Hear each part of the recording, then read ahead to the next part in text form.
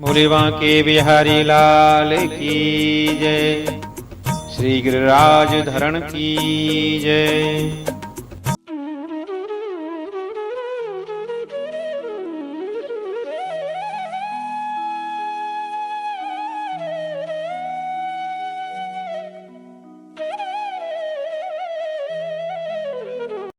बोले बांके बिहारी लाल की जय, श्री गिरिराज धरण की जय। मैं आचार्य कृष्णा शोभरी आज आपको पुरुषोत्तम मास अधिक मास प्रथम पक्ष की कमला एकादशी का वर्णन करता हूँ। कमला एकादशी का महात्म सुनाता हूँ।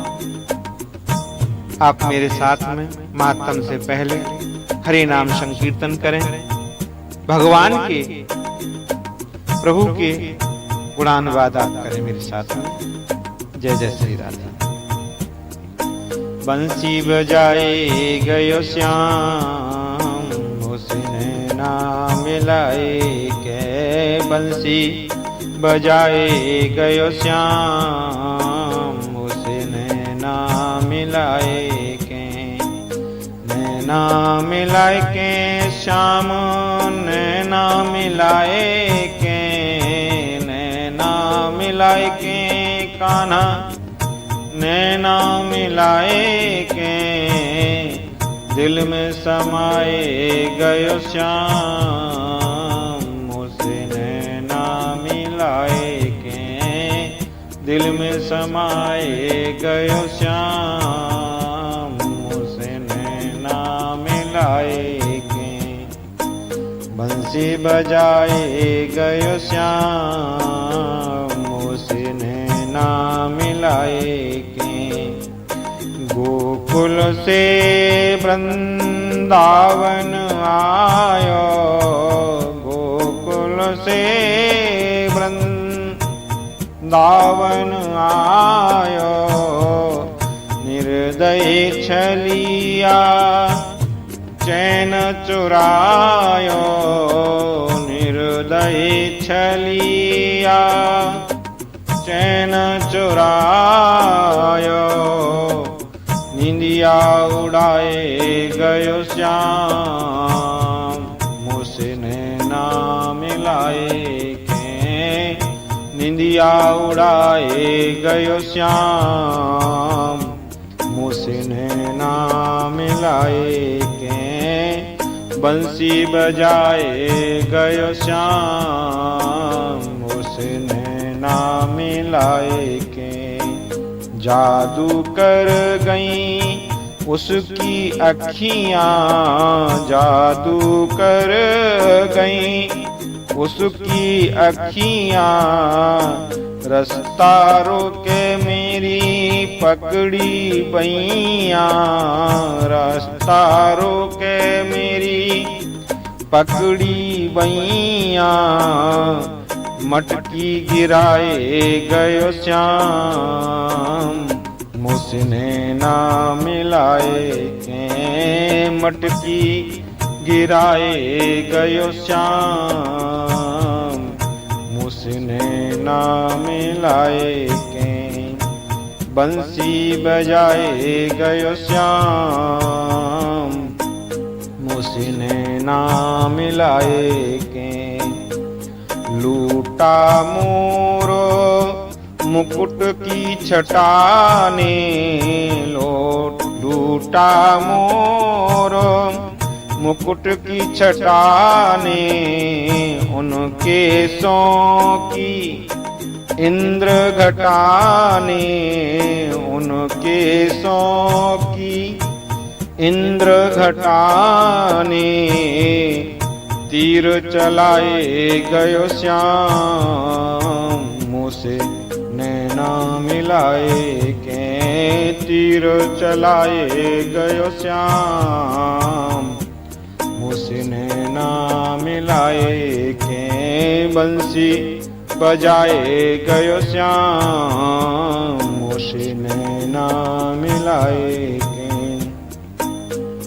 श्याम नाम की ओढ़ी चुनरिया, श्याम नाम की ओढ़ी चुनरिया श्याम की चूड़ी, श्याम की बिंदिया श्याम की चूड़ी, श्याम की बिंदिया, रास रचाए गयो श्याम उसने नाम मिलाए के, रास रचाए गयो श्याम उसने नाम मिलाए के, बंसी बजाए गयो श्याम उसने नाम मिलाए के। बोली बांके बिहारी लाल की जय। महाराज युधिष्ठिर ने पूछा, हे दीनबंधु, हे भगवान, अब मैं श्री विष्णु के व्रतों में उत्तम व्रत का, जो सब पापों को हर लेने वाला तथा व्रती मनुष्यों को मनोवांछित फल देने वाला हो, श्रवण करना चाहता हूँ। हे जनार्दन, पुरुषोत्तम मास की एकादशी की कथा कहिए, उसका क्या फल है और उसमें किस देवता का पूजन किया जाता है। हे कान्हा, किस दान का क्या पुण्य है, मनुष्यों को क्या करना चाहिए, उस समय कैसे स्नान किया जाता है, किस मंत्र का जप होता है, कैसी पूजन विधि बताई गई है। हे पुरुषोत्तम, पुरुषोत्तम मास में किस अन्न का भोजन उत्तम है।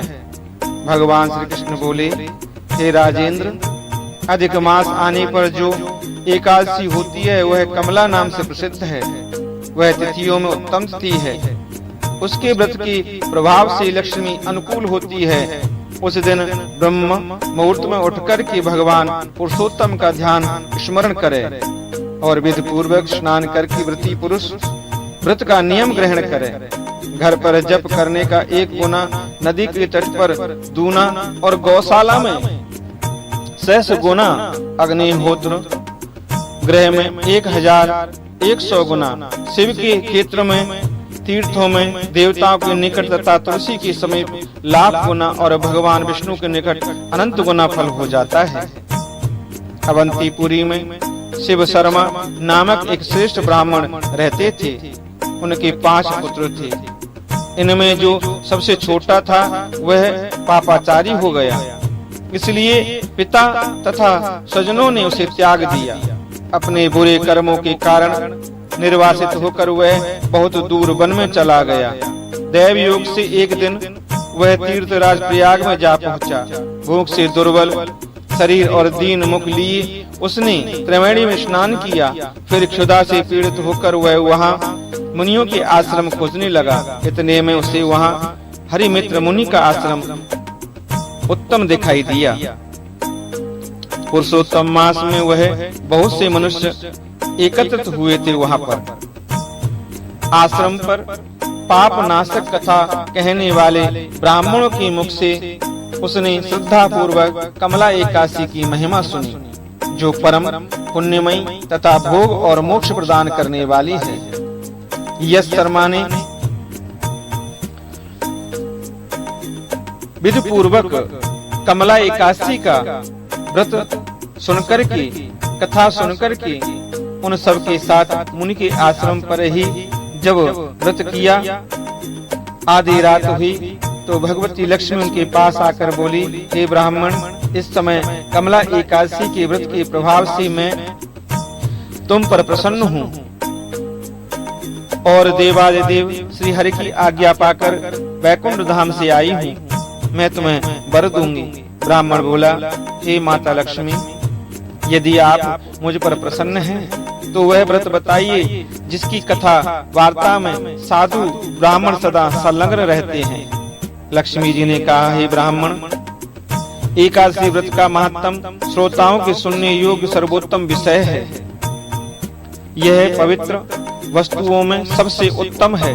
इससे दुष्स्वप्न का नाश तथा पुण्य की प्राप्ति होती है। अतः इसका यत्न पूर्वक श्रवण करना चाहिए। उत्तम पुरुष श्रद्धा से युक्त हो, एक या आधे श्लोक का पाठ करने से भी करोड़ों महापातकों से तत्काल मुक्त हो जाता है।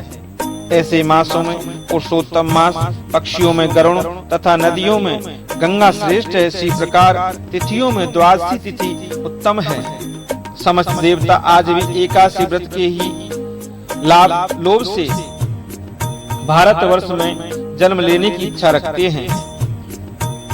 देवगण सदा ही रोग शोक से रहित भगवान नारायण का पूजन करते हैं। जो लोग मेरे प्रभु भगवान नारायण के नाम का सदा भक्ति पूर्वक जप करते हैं, उनकी ब्रह्मा आदि देवता सर्वदा पूजा करते हैं। जो लोग श्री हरि के नाम जप में संलग्न रहते हैं, उनकी लीला कथाओं में कीर्तन में तत्पर हैं तथा निरंतर श्री हरि की पूजा में ही प्रवृत्त रहते हैं, वे मनुष्य कलयुग में कृतार्थ हैं। यदि दिन में एकादशी और द्वादशी हो तथा रात्रि बीते बीते त्रयोदशी आ जाए तो उस त्रयोदशी के पारण में 100 यज्ञों का फल प्राप्त होता है। व्रत करने वाला पुरुष चक्र सुदर्शनधारी देवादिदेव श्री विष्णु के समक्ष निम्नांकित मंत्र का उच्चारण करके भक्ति भाव से संतुष्ट चित्त होकर के उपवास करे। यह वह मंत्र है, इसे इस प्रकार बोलना चाहिए। एकादश्याम निराहार इस्तत्त्वामहं परे हनिः भोक्ष्यामि पुंडरीकाक्ष शरणं मे भवाच्युत। हे कमल नयन भगवान अच्युत, मैं एकादशी को निराहार रह करके दूसरे दिन भोजन करूंगा, आप मुझे शरण दें।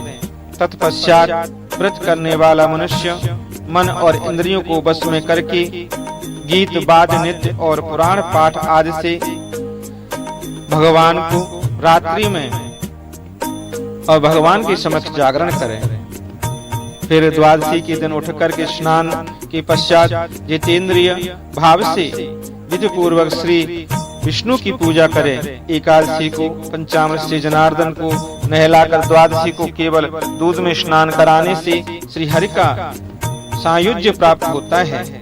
पूजा करके भगवान से इस प्रकार प्रार्थना करें। अज्ञान तिमुरांधस्य प्रतेनानेन केशव प्रसीद सुमुखो भूत्वा ज्ञान दृष्टि प्रदो भव। हे केशव, मैं अज्ञान रूपी रतौंधी से अंधा हो गया हूँ। आप इस व्रत से प्रसन्न हो और प्रसन्न होकर के मुझे ज्ञान दृष्टि प्रदान करें। इस प्रकार देवताओं के स्वामी देवादिदेव भगवान गदाधर से निवेदन करके भक्ति पूर्वक ब्राह्मणों को भोजन कराए तथा उन्हें दक्षिणा दे।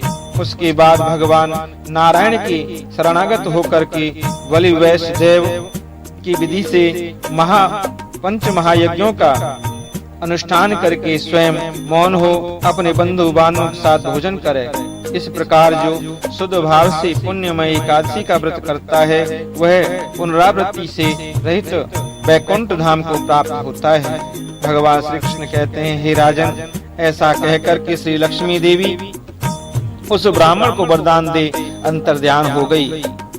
फिर वह ब्राह्मण भी धनी होकर के पिता के घर आकर के रहने लगा। इस प्रकार जो कमला का उत्तम व्रत करता है, वह एकादशी के दिन इसका मातम सुनता है, वह सब पापों से मुक्त हो जाता है।